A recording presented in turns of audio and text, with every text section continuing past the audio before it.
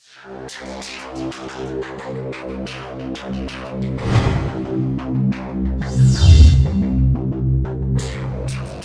United States has suffered the indignity of invasion only rarely in its history. During the War of 1812, British troops overran Washington, D.C. and actually set fire to the White House. But for more than a century, no one else dared to trespass until the morning of December 7th, 1941.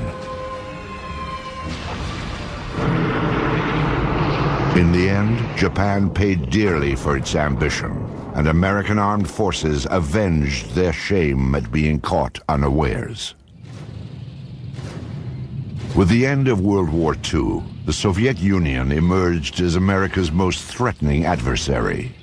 The Soviet detonation of an atomic bomb in 1949 and the sheer size of its armed forces kept the United States military in a perennial state of alert. In July of 1952, during the administration of Harry Truman, Washington, D.C. appeared to be the target of airborne intruders. But the prowlers weren't Soviet fighter planes. They seemed to be UFOs. Perhaps the most important sighting of all time was the so-called Washington merry-go-round. On 2 weekends in 1952, July 19 and 20, and July 26 and 27, UFOs were tracked by radar and seen by numerous individuals over Washington, D.C. and its environs.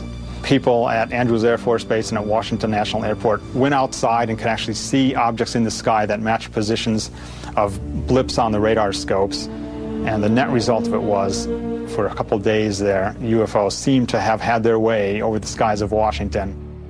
On the third day of the sightings, as operators tracked the mysterious signals, curiosity suddenly turned to panic.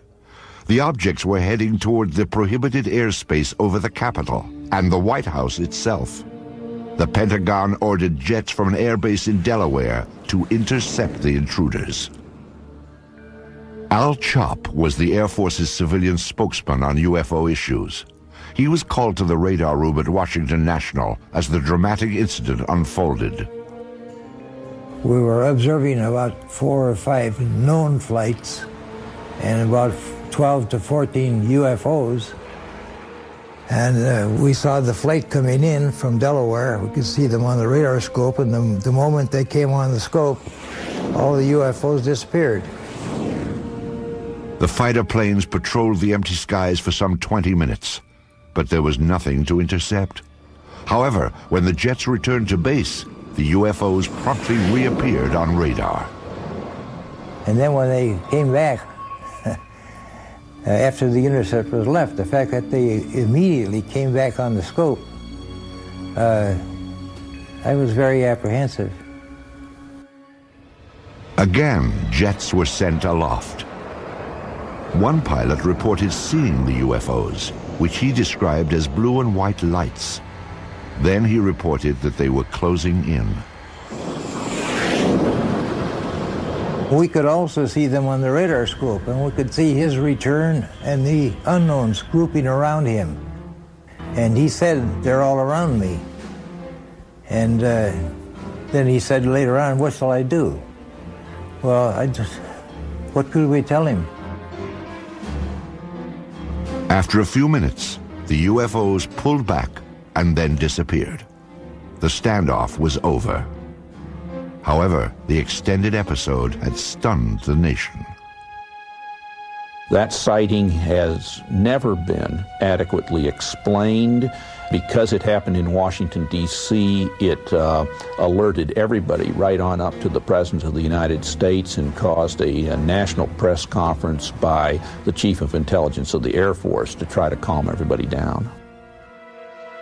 We have received and analyzed between 1,000 and 2,000 reports that have come to us from all kinds of sources. Of this great mass of reports, we have, as of date, come to only one firm conclusion, and that is that it does not contain any pattern of purpose or of consistency that we can relate to any conceivable threat to the United States. General Sanford went on to explain that the sightings were merely an atmospheric anomaly, an inversion layer. Radar signals had bounced off this layer and picked up ground images of cars and buildings. Somehow, experienced radar operators at 3 different locations had misidentified them as UFOs. The press dutifully took down the story. They bought the explanations. It was still standard practice, and it was for many years, to accept whatever the government said about flying saucers, no matter how foolish it was when you looked at it carefully. The people at Washington National Airport and at Andrews were expert radar people and personnel. They'd been there for many, many years and could easily differentiate between ground clutter and true metallic objects. I mean, if they couldn't, they shouldn't have been radar operators. The senior radar air traffic controller at Washington National Airport, Harry Barnes, wrote his own account of the so-called Washington merry-go-round. He describes the objects as making right-angle turns, as hovering, as reversing their course and moving back upon their path. One radar tracked the objects as moving at approximately 7,000 miles per hour. He had never seen objects maneuver like this in his years of being over a radar scope. He didn't know what they were. There were a few others who did not believe the objects were simply a product of unusual weather conditions. At that time, I was convinced that these things were interplanetary machines of some kind, mainly because of what happened that night in the radar room at Washington National Airport. I'm convinced that those objects were real. We don't know what they are, and we don't know where they come from, but they are there. Of course, it's entirely possible that the military didn't really believe its own explanation of the UFOs. No fighters could catch up with these things, and they outmaneuvered the best that the military had to throw at them. Obviously, the people who were in charge of Air Force projects and Air Force intelligence at this time were not idiots. They were very, very smart people, as they are today. And I think they probably thought, once they appeared on Washington, oh my God, this is the holiest of holies. Now they're hovering around the White House and the Capitol. What can we do? Well, the answer turned out to be that they could do absolutely nothing. But it probably had to provoke a whole lot of consternation in official quarters. I can't believe that they wouldn't have been interested in, at some level, trying to find out what is going on. It's a national defense concern. There was a technical report that said it's the most classified subject in the United States, even more so than the H-bomb. That's going pretty far. That's taking it very seriously. In the decades after the Washington National incident, aerial sightings were reported more frequently and all across the country. Some episodes were even recorded on tape. Dark 05, 327.1, 327.1. On March 25, 1995, 3 crew members on America West Flight 564 saw something unusual in the sky over Bovina, Texas. Cactus 564, go ahead. Yeah, off to our 3 o'clock. Get some strokes out there. Can you tell us what it is? Right now, I don't know what it is right now. It was 10:25 p.m. and the plane was cruising at 39,000 feet. The crew kept their eyes on a large object with flashing lights, visible below them. When they turned west, the object turned too. Here is the actual conversation between the flight's first officer and air traffic control. 564, did you pay that object at all on your radar? Cactus 564, no I don't. And talking to the 3 or 4 guys around here, no one knows what that is. We've never heard about that. But nobody's painting it at all? Okay, Cactus 564, say again? There's nothing on the radars on the other centers at all on that particular area, that object that's up in the air? It's up in the air? Affirmative. No, no one knows anything about it. Eventually, the object moved in front of an active thundercloud. When lightning flashed, the crew got a better look. What's the altitude about? I don't know, probably right around 30,000 or so, and it was a shrill that start them going counterclockwise, and the length is unbelievable. The airline crew was seeing something that ground radar was not picking up. Air traffic controllers alerted Cannon Air Force Base in eastern New Mexico to check if military aircraft, or perhaps weather balloons, were known to be in the area. Cannon 21. Cannon, go ahead. Hey, do you guys know if there was anything like a tethered balloon or anything released that should be above tie band? No, we haven't heard nothing about it. Okay. Guy at 39,000 says he sees something at 30,000 that the length is unbelievable and it has a strobe on it. Uh-huh. This is not good. Okay. What does that mean? I don't know. It's a UFO or something. It's that Roswell crap again. The desert just outside Roswell, New Mexico, was the site of a mysterious aircraft crash in July of 1947. Some 50 years later, the name Roswell had become synonymous with UFOs. And like Roswell, the experience of Flight 564's crew is still unexplained. Though crew members stick to their story, they prefer to remain anonymous. There's a lot of confusion, a lot of hesitancy about even reporting something like this, even in FAA, even in military. They're going to think we're crazy. I don't want to be grounded. I'm risking something here, and a lot of airline pilots feel that way too. Why should I report this? I don't want to be under a medical microscope here. I'm not losing my mind.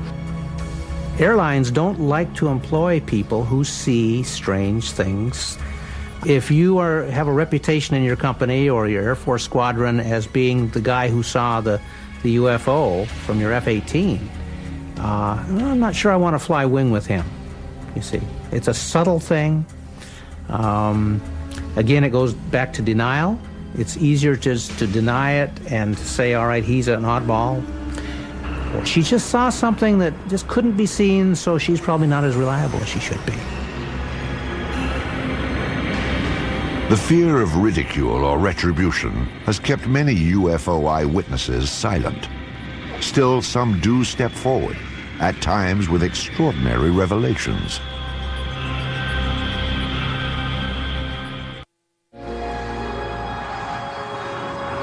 Shag Harbor is a small fishing village on the east coast of Canada. It is a peaceful place where the locals focus on the sea, not the sky.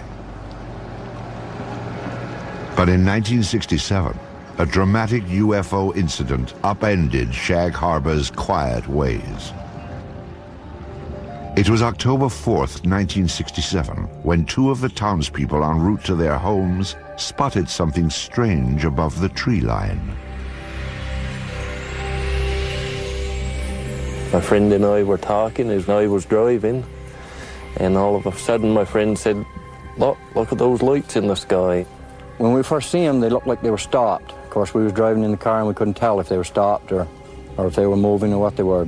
And after we lost sight of it and we went around the corner, we gained sight of it for a few more seconds, then we lost sight of it again.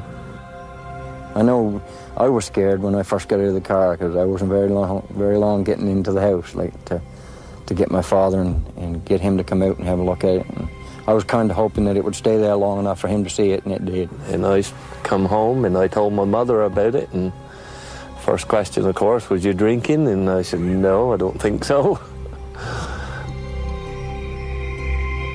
Smith and Kendrick weren't the only ones to see the strange lights. Many of the locals watched as they flickered off and on. Suddenly, the luminous object turned on its side and plummeted into the harbor waters. Eyewitnesses rushed to notify the Royal Canadian Mounted Police, or RCMP. The people who initially arrived on the scene, the civilians who were called in to aid the RCMP, concerns were for survivors. Most people saw this thing occur from a distance, and it was initially thought that perhaps it was an airplane crash, but what the eyewitnesses saw, or in this case what RCMP officers saw when they arrived on the scene, there were at least 3 officers on the shoreline that at least saw a pale yellow light moving on the water. They all felt that it was something quite unusual. The RCMP officers were not alone in observing the mysterious object. They were surrounded by a small gathering of spectators. And we all seen it, the police seen it, and everybody was, I guess, startled by it, and nobody had None of the people that were there had ever seen anything like it before. And I know I hadn't. The witnesses stood and stared, mesmerized by the strange light on the water. Then, just as suddenly as it had appeared, the light vanished. A Coast Guard cutter was summoned, but local fishermen, already on board their vessels, headed for the spot where the light had last been seen. They were looking for survivors, but the only clue that anything had happened that night was a thick layer of an unknown substance. There was a great bubbly foam, and it was yellow. Nothing I had ever seen before. You couldn't smell no odor or anything. And we went about probably 3 lengths of the boat, and we ran out of it. And we turned the boat around, and came back into it, and we ran out of it again. The foam, like the lights, eventually disappeared. When it was obvious there was no further sign of distress, the search ended for the evening. By the following morning, the RCMP had already made contact with nearby military bases. They were hoping to find a reasonable explanation for what they'd seen. There was none. This left the small town of Shag Harbor to become big news. It's a headline story throughout the North American press and beyond. And in that, it was said quite clearly, there were statements made by personnel at Canadian Forces headquarters in Ottawa saying that, yes, indeed, we are searching for the crash of what we believe to be an unidentified flying object. This is one of those rare cases where something indeed real has gone into the water, and it's not an aircraft, and it's not space junk. This was an official statement. Canadian Armed Forces clearly stated that the object was officially a UFO. But the question of where it went after hitting the water was still a mystery. Canada's Department of National Defence was determined to find out. Military authorities ordered an underwater search. Within hours of the sighting, a Navy diving team was bobbing off the shores of the tiny fishing village, scanning the harbor bottom for debris. Meanwhile, Shag Harbor residents were stunned by what was happening in their small town. Those who had been the first to witness the lights were quickly gaining notoriety. Everybody teased me a lot about seeing Martians and all this stuff, but I believe I see something. I did see something, there's no question about that. And what it was, that I don't know, but it was something. It was definitely something. The people of Shag Harbor had no expectations. Roswell, although it occurred in '47, did not become, a story and a case until almost into the '80s, at least until '78. And they weren't influenced by that. Shag Harbor stood alone. Nothing was found during the Navy's 3-day vigil. On the 8th of October, the search was canceled. Media interest began to wane, and life in Shag Harbor settled back to normal. But researchers now claim there is more to this incident than originally revealed. 26 years later, the case was re-examined and unofficial information began to emerge. The men from the original Navy diving team were the first to talk, and what a story they had to tell. These men are claiming that there was a second operation, and their story has been corroborated by other Armed Forces personnel, that this UFO did not stay in the Shag Harbor area, but got away under the water and went up the coast and came to rest near Government Point. Now, at Government Point, you have a secret base. In those days, it was an American base on Canadian soil. To have an unidentified craft of any type sitting very near this facility and on some of their detection equipment would be a matter of extreme concern. The Shelbourne military base at Government Point is now closed.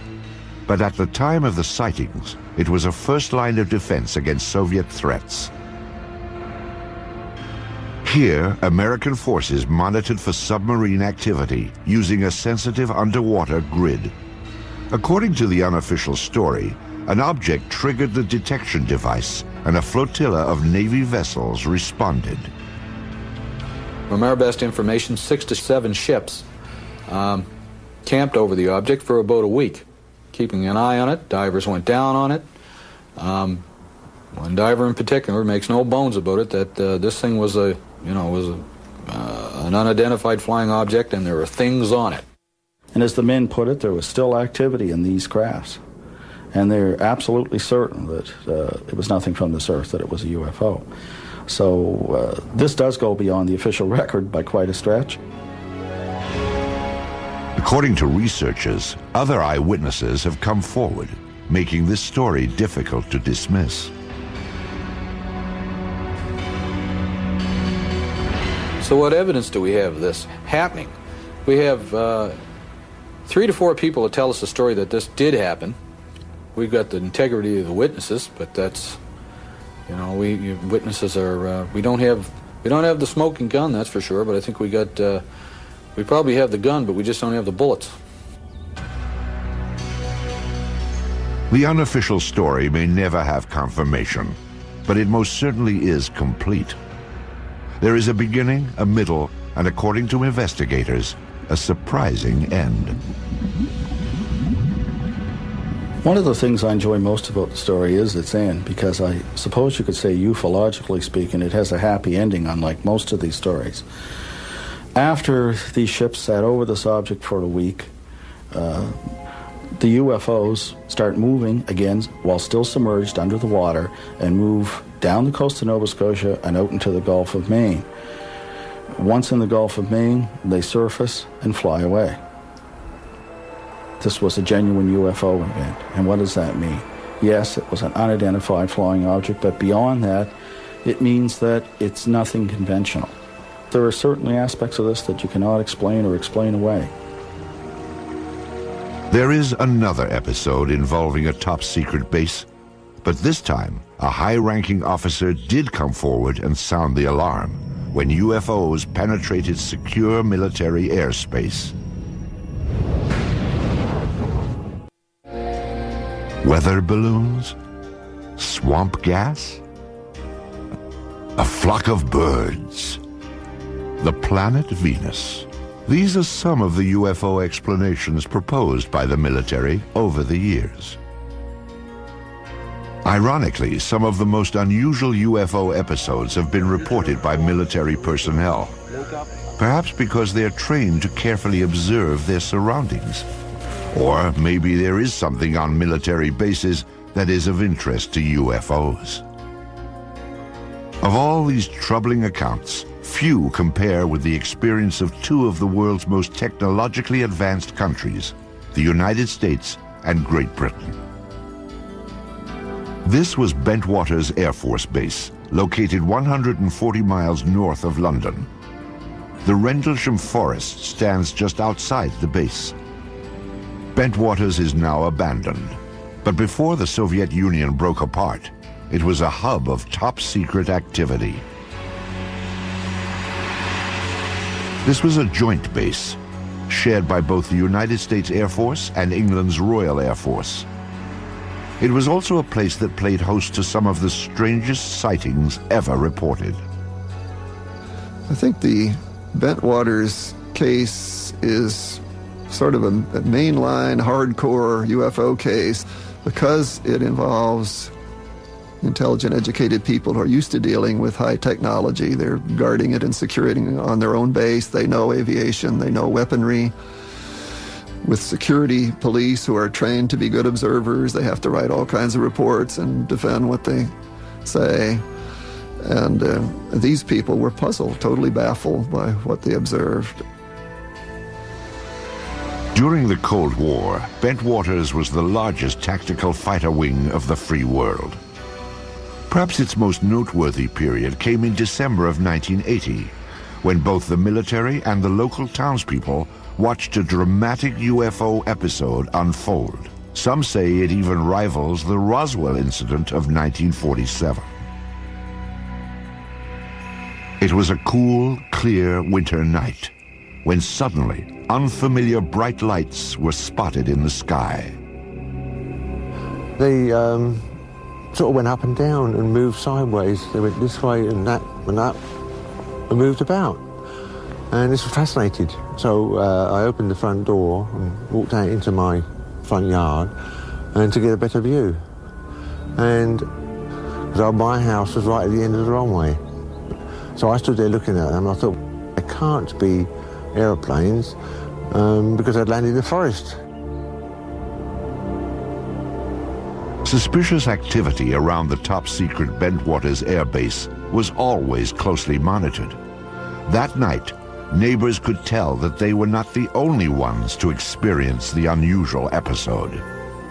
I stood there for a few minutes to see what anything else would happen, and I could hear the commotion on the base. The wind was in that direction. I could hear people shouting, calling, and vehicles start up, and I wondered what the commotion was.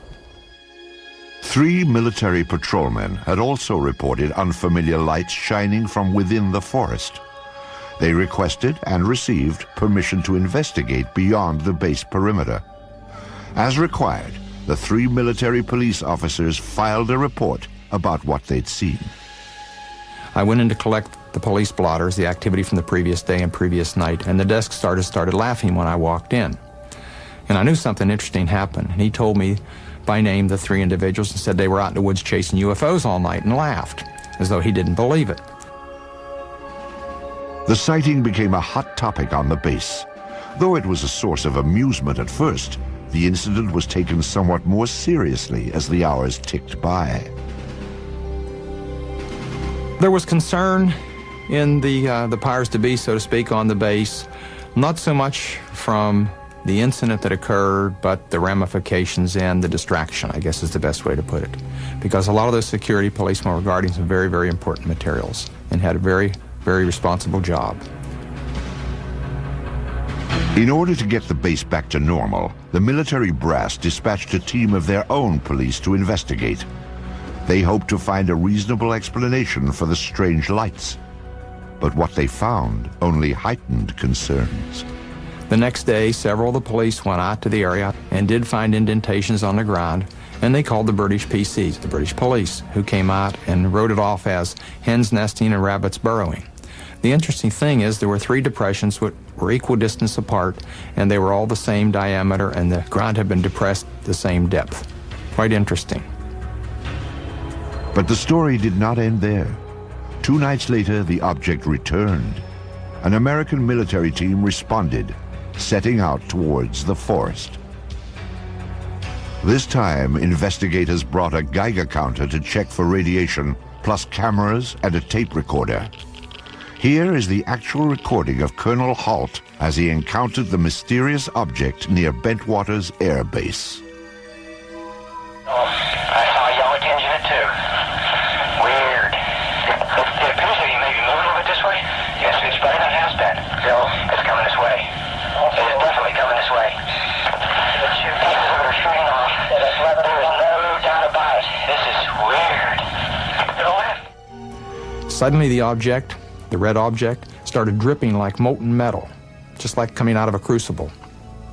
It dripped for, I would say, several minutes and suddenly exploded. There was no sound, just a poof, and broke into multiple white objects, and they all disappeared. We were very puzzled at that time. We really didn't know what to think. In the forest, the military squad detected some unusually high radiation levels. However, they found no other evidence to explain the situation. Then, the team observed a stunning display of lights in the northern sky. The dazzling lights proved to be a mere prelude to the stunning object that appeared in the southern sky. Suddenly, the object to the south approached at very high speed, stopped, I would say a quarter, half mile above us, I can't really tell for sure, and sent down some type of a beam that fell right at our feet. It wasn't like an ordinary light that fans out. This came down straight like a laser beam. Illuminated the ground, a small circle, 8, 10, 12 inches in diameter, probably for about, I'd say, 10 seconds. Well, I was very concerned then. Are we getting a signal? Are we getting a warning? Or was this some type of a weapon that hadn't gotten us yet? Just as suddenly as it appeared, it clicked, disappeared. 3 hours later, the UFOs were gone, but mass confusion had taken their place. We were sure nobody would believe this, and I say we were all thinking, wow, how are we going to cover this up? You know, what are we going to tell people? We can't tell the British. We can't go back and tell our bosses. They'll think we've all been out here in the woods drinking or something, which wasn't true. But there was great concern.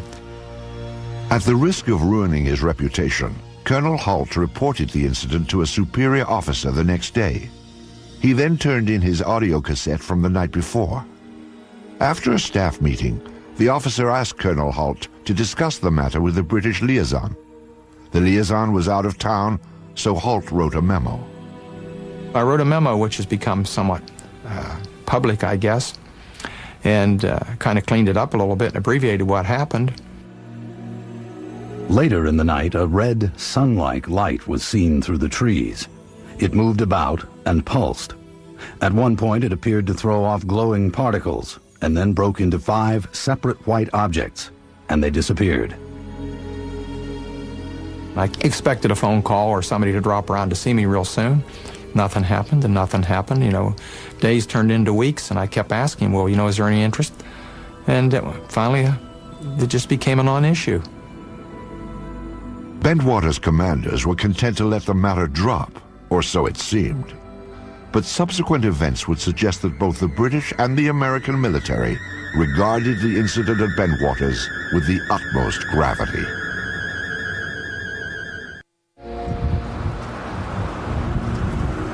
Shortly after Christmas in 1980, a series of bold UFO approaches apparently challenged the security of a top-secret airbase north of London.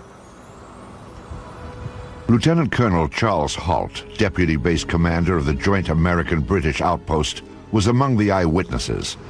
However, his reports to other Bentwaters officers elicited no response. Still, there is evidence that the incident was not ignored. Indeed, far from it. The local townspeople were among those who noticed a change around Bentwaters. I had customers come round to my garage who were military men. I asked what was going on, and they said, well, they weren't allowed to say.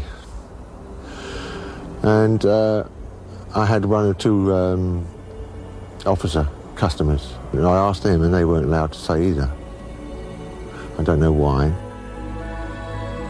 British UFO researchers Dot Street and Brenda Butler attempted to interview eyewitnesses, but were barred from the base. They didn't say it was a UFO, they said something had happened in the forest. And when we came down and we actually tried to interview people, we were just stopped. A breakthrough came for the UFO investigators when military personnel began to reveal a bizarre story that included more than just the sighting. They claimed an alien craft controlled by extraterrestrials landed in Rendlesham Forest and made contact with American officers. These curious reports have been ignored or denied by government and military officials. Despite this dismissive reaction, some say that the armed forces were keenly interested in the events at Bentwaters. People did investigate. They did it from an arm's length. I was never formally debriefed, and I can't, to this day, can't believe that.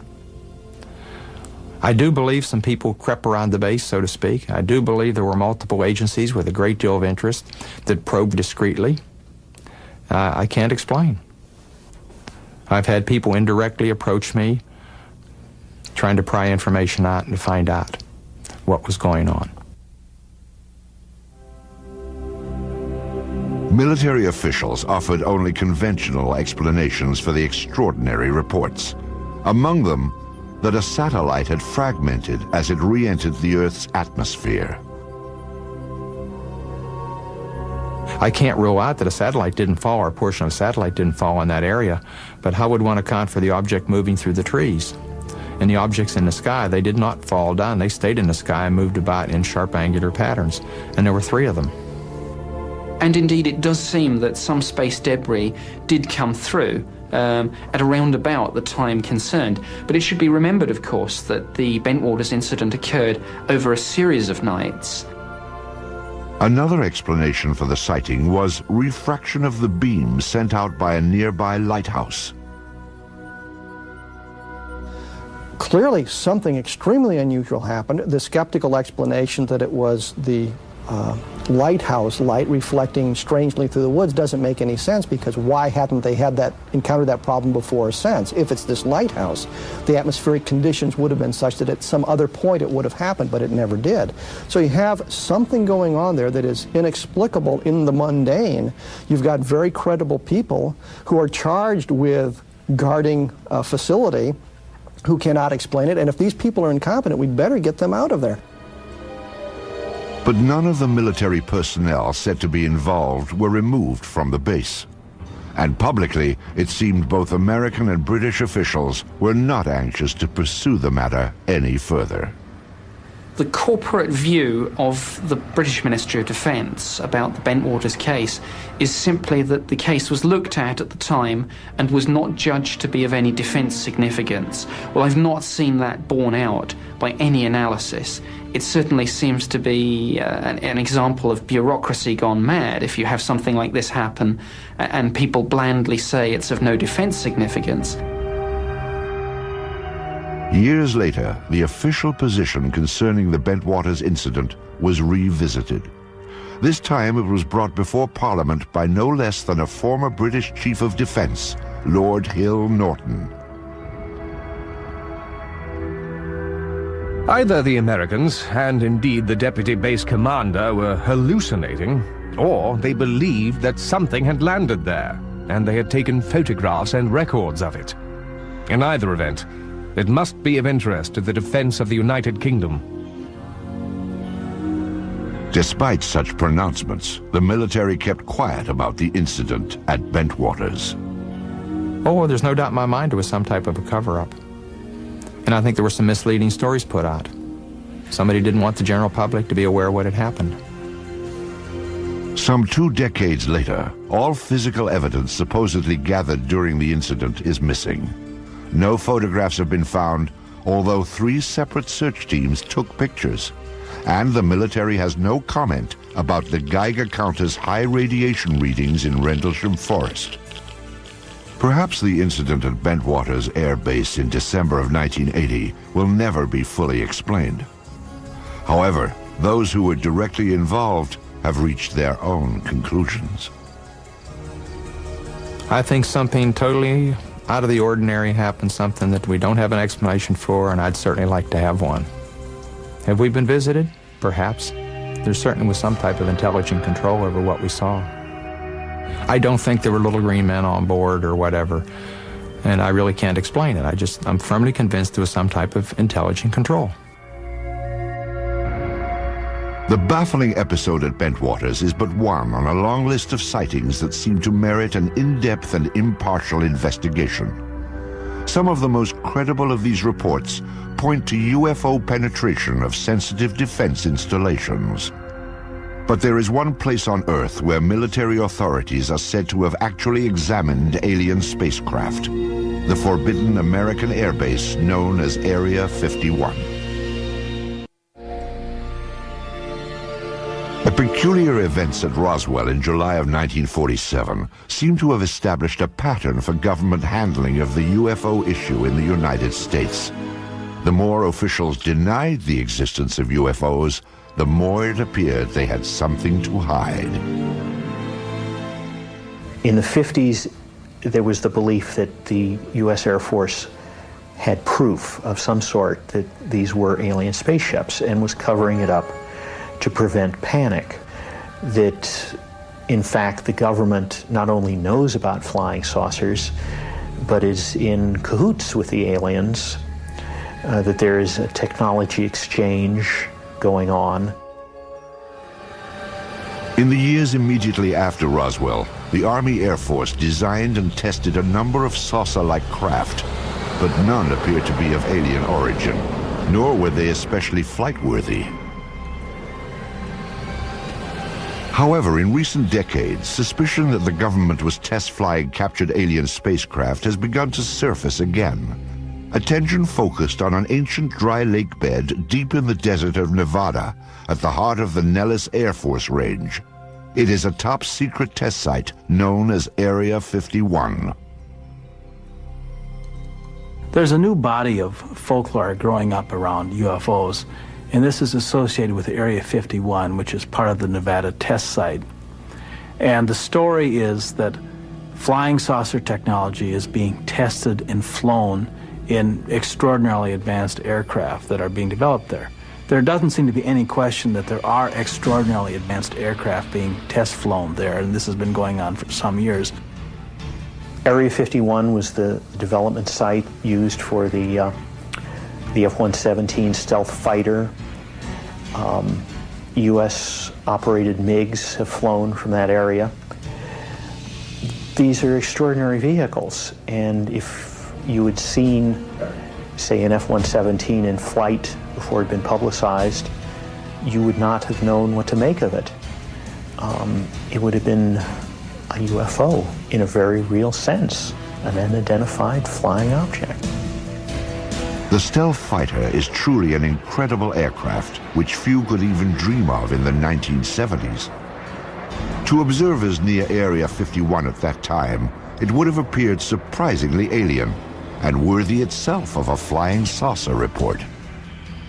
What's really interesting is that as long ago as 1947, people were reporting the boomerang-shaped UFO, which now looks very much like what is being flown as part of the stealth technology. It is interesting that certain kinds of aircraft that undeniably exist look very much like what people reported as UFOs for many years. Some believe that the source of such technology is alien. If it is, then many trace the source back to Roswell in 1947 and the government's supposed cover-up of the spacecraft that crashed there. The sensational UFO stories associated with Area 51 have made this remote site a mecca for the curious. Visitors to this spot are monitored from the restricted airspace above and by ground vibration sensors that detect their unwelcome approach. The surrounding mountaintops hold still other devices that scan for any movement below. Once they are alerted, private security forces move in to discourage the curious from getting closer. For those who defy these measures, trying for a glimpse inside, there is one last chilling warning. Deadly force will be used if you come any closer. Persistent rumors about alien technology prompted the investigative arm of Congress to reopen the Roswell case in 1994. The General Accounting Office, or GAO, searched for all records related to the events of 1947 and then issued a report on their findings. The General Accounting Office report is brief, like most of their reports, and it simply describes what they did to try to discover what happened in Roswell, which was contact the usual suspects, the CIA, the FBI, the National Security Agency, and so forth, and ask if they had information on Roswell, and ask to see certain records there. But essentially, they couldn't find any documents on Roswell at all, period. In fact, the GAO revealed that every document relating to Roswell had been destroyed illegally. When you really look carefully at the phenomenon, there's no question that some UFOs are alien spacecraft, that some government officials have known this since 1947, and this is the biggest story of the millennium. Also, I think we need a new generation of journalists who will give this story the attention it deserves. If we spent 1/10 the effort that was spent on Monica Lewinsky on getting to the truth about flying saucers, we all know what was going on in 6 months. Who was responsible for destroying the Roswell papers? No one has yet been named. But now the years are passing, and those who hid the truth about UFOs may never be identified. Perhaps the more important question is, what were they trying to hide?